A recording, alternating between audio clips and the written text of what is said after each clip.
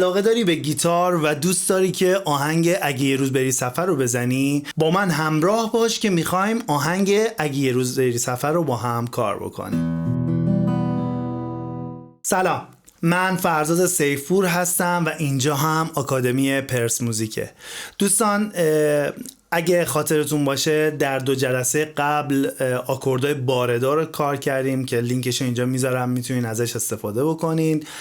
و در جلسه بعدش یه ریتم 4/4 رو با هم کار کردیم و قول داده بودم بهتون که میخوایم آهنگ اگه یه روز بری سفر رو با هم کار بکنیم.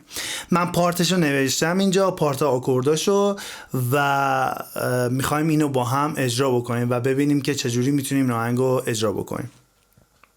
قبل اینکه بریم سراغ درس ازتون میخوام اگه هنوز ما رو سابسکرایب نکردید ما رو سابسکرایب کنید، اون دکمه زنگوله رو هم بزنید، ما رو تو اینستاگرام فالو کنید. هر سوالی اگه دارین میتونین توی همین پست همین زیر برامون بنویسین، توی اینستاگرام برامون بنویسین و ما بهتون جواب میدیم. خب دوستان، آهنگ اگه یه روز بری سفر خیلی آهنگ ساده‌ایه و خیلی آهنگ قشنگ و نوستالژیکیه. آهنگ اگه یه روز بری سفر 4 تا آکورد داره، یعنی البته بیشتر از 4 تا هستش، ولی ما برای ساده سازیش میتونیم با همون 4 تا آکورد بزنیم و کارمون راه میفته که بعدن اگه بهتر شدیم، سطحمون رفت بالاتر، میتونیم آکوردهای دیگر هم بهش اضافه کنیم. آکوردهایی که ما در نظر گرفتیم برای این آهنگ از گام سی مینور هستش: سی مینور، لا ماژور، سول ماژور و فا دیز ماژور. این 4 تا آکورد فقط براش نوشته شده و ما میتونیم ازش استفاده بکنیم. خب کار کرده بودیم آکورد باره رو و میدونیم که آکوردهای باره رو چجوری باید پیدا بکنیم. ولی اگه هنوز شما یاد نگرفتین باره رو، من بهتون یه راه راحت‌تر هم پیشنهاد میکنم، میتونین این کار رو انجام بدین.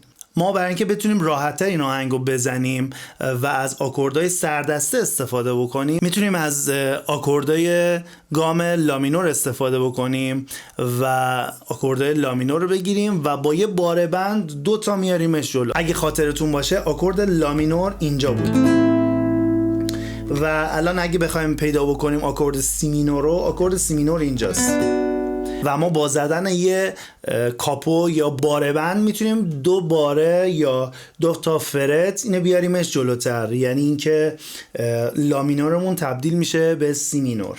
پس ما روی باره 2 میزنیم و آکوردمون میشه سی مینور. حالا من بهتون توضیح میدم که چجوری این کار رو انجام میدیم. خب ما با همون گام سی مینور شروع میکنیم.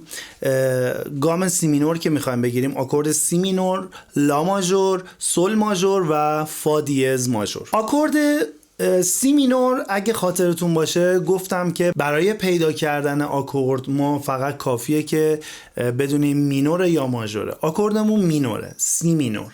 خب پس آکورد مینورمون یا لا مینور بود یا می مینور. من این درسشو توی آکوردهای باره بهتون دادم، لینکشو میذارم اینجا میتونیم ببینیم، ولی الان یه توضیح معمولی هم میدم بهتون.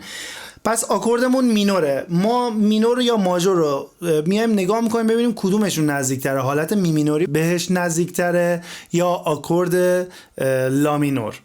ما نگاه میکنیم ببینیم آکورد لا مینور بهش نزدیکتره. پس آکورد لا مینور، آکورد لا دیز مینور و آکورد سی مینور بهش رسیدیم. پس راه پیدا کردنش رو از همین طریقه که اونجا هم بهتون توضیح دادم.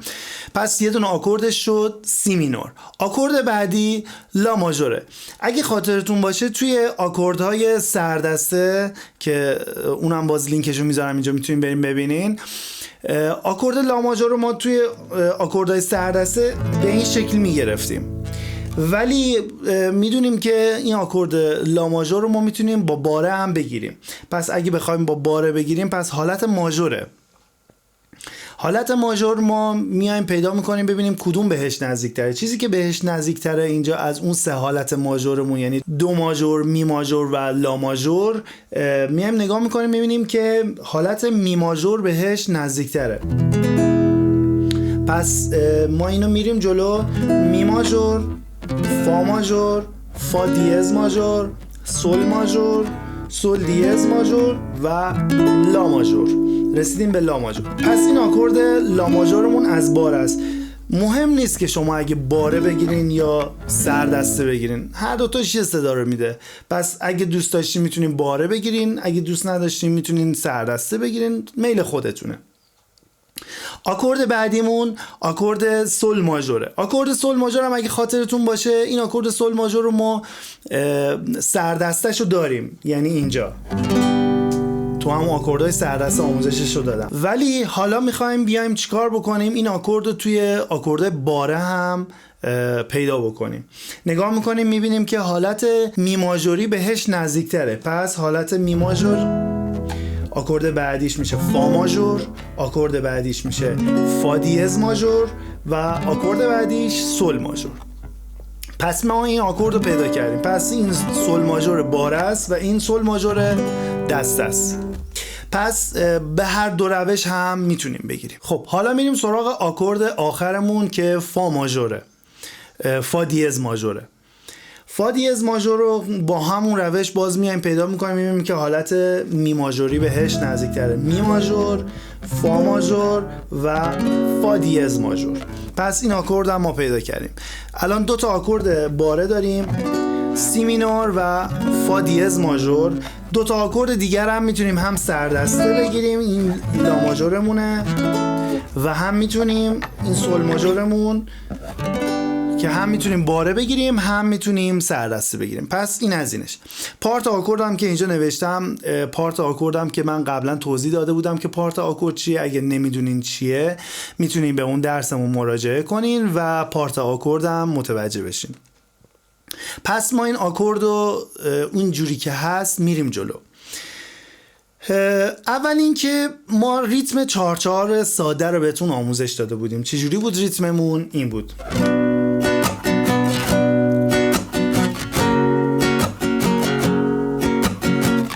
خب پس ما این ریتم رو آموزش داده بودیم با مترونوم و الان میخوایم که آکوردمون رو عوض بکنیم.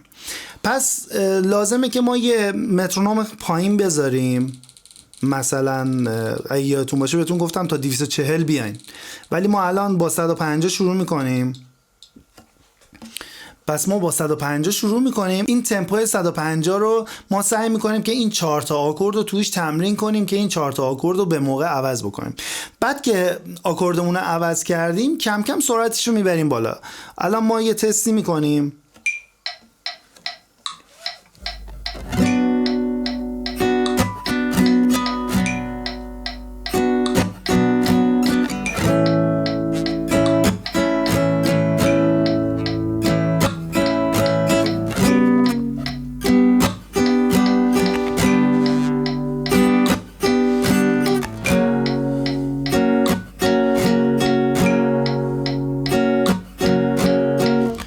این صورت ما آکوردامون رو عوض میکنیم. آکوردامون رو که عوض کردیم سرعتش رو کم کم میبریم بالا. این سرضرب عوض کردن آکوردا خیلی مهمه بچه‌ها. اگه آکوردتون رو سرضرب عوض نکنه، رو ضرب یک آکوردتون عوض نشه، یه صدای بدی میده و این عوض شدن آکوردا رو صداشو نمیده و قشنگیش از بین میره. پس اینو حتما یادتون باشه، آکورد رو باید سر ضربتون عوض بکنین، سر اون میزانی که باید عوض بکنین. توی این پارت آکورد هر آکوردی رو ما 2 میزان میزنیم. اگه اینجا نگاه بکنین پارت آکورد رو میبینین که هر آکوردی توی 2 میزان زده میشه. با همون مترونوم 240 که بهتون گفتم شروع میکنیم به زدن ریتم و آهنگ. یه قسمت اولش رو من واسهتون میزنم، 2 خط اولش رو من براتون میزنم که متوجه بشین که چجوریه.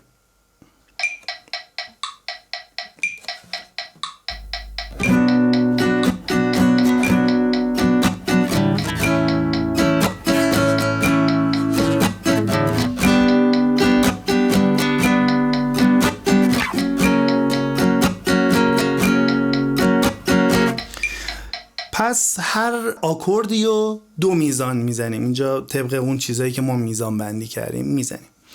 خب این از آکوردهای بارمون. اگه یادتون باشه بهتون گفتم که میتونین از آکوردهای سردسته هم کمک بگیریم. من بهتون میگم جای آکورد سی مینور شما میتونین لا مینور بذارین جای آکورد لا ماژور میتونین سل ماژور بذارین، جای آکورد سل ماژور میتونین فا ماژور بذارین و جای آکورد فا دیز ماژور میتونین آکورد می ماژور بذارین. پس آکورداتون میشه لا مینور، سل ماژور، فا ماژور و می ماژور. پس ما میایم چی کار میکنیم؟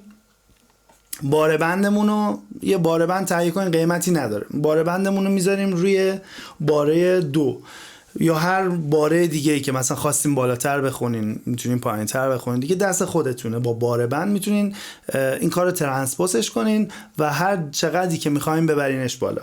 ما میایم این آکورد رو همون لا مینور، سل ماژور، فا ماژور و می ماژور رو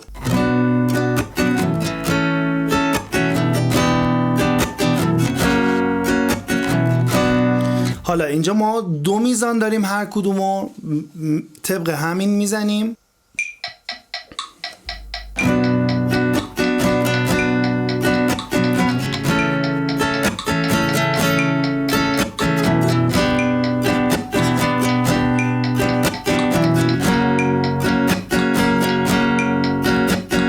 پس ما این ریتم و این آکوردها رو اینجوری با، حالا اگه سردسته باشه سردسته میزنیم، اگه باره باشه با آکوردهای باره میزنیم، فرقی نمیکنه، میتونین این کار رو انجام بدین. ولی من بهتون پیشنهاد میکنم که این آکوردهای باره رو تمرین کنید، خیلی جاها به درتون میخوره و میتونین ازش استفاده های خوبی بکنین. حالا هر چقدر که بریم جلوتر میفهمین که چقدر این آکوردهای باره به درتون میخوره.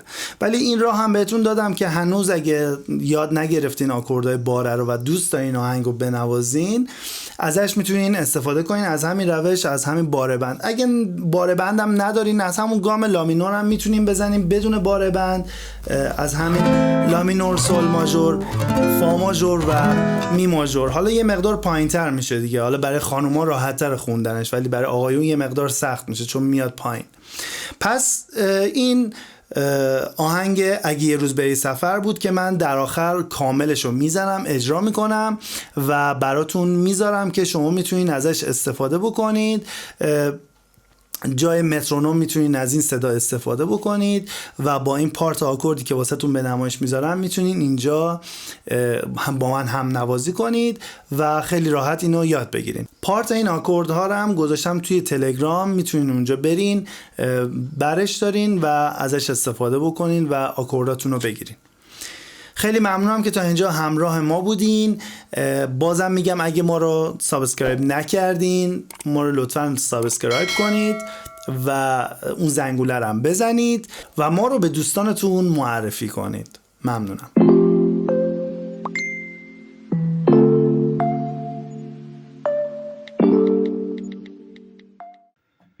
اگه یه روز بری سفر، بریز پیشم بی خبر، اسیر رویاها میشم، دوباره باز تنها میشم. به شب میگم پیشم بمونه، به باد میگم تا صبح بخونه از دیار یاری، چرا میری تنها میذاری. اگه فراموشم کنی، ترک آغوشم کنی، پرنده دریا میشم، تو جنگ مجره ها میشم. به دل میگم خاموش بمونه، میرم که هر کسی بدونه، میرم به سوی اون دیاری که توش منو تنها نذاری. اگه یه روز این تو گوش من صدا کنه، دوباره باز غمت بیا که منو مبتلا کنه، به دل میگم کاریش نباشه، بذار درد تو دواشه، بره توی تموم جونم که باز برات آواز بخونم.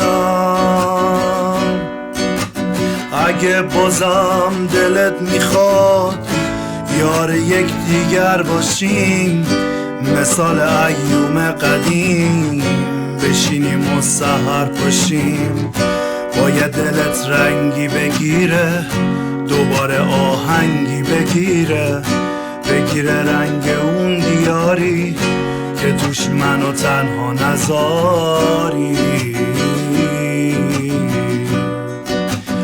اگه میخوای پیشم بمونی بیا تا باقی جوونی، بیا تا پوست و سخونه، نزار دلم تنها بمونه. بزار شبم رنگی بگیره دوباره آهنگی بگیره رنگ اون دیاری که توش منو تنها نذاری.